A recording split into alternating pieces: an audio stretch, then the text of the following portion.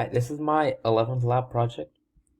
So over here we have the board interface, and the 11th board.java is the actual setup for the 11th game, where we are implementing the board interface, and we're setting up a deck here, and down here we're checking to see if the user picks is actually legal, whether or not there's another play possible, and these are the helper methods that go into the above two methods.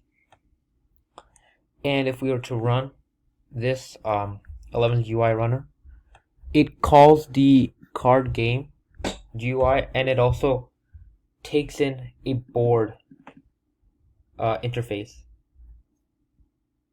And if we run it, we get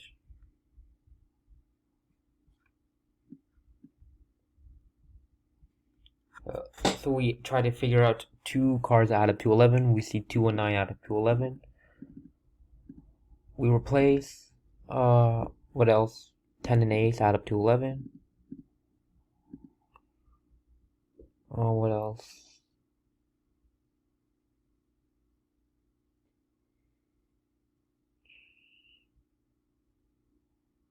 Yep, I lost. Alright. One more time, just to make sure. 2, 9, replace. 6, 5, replace.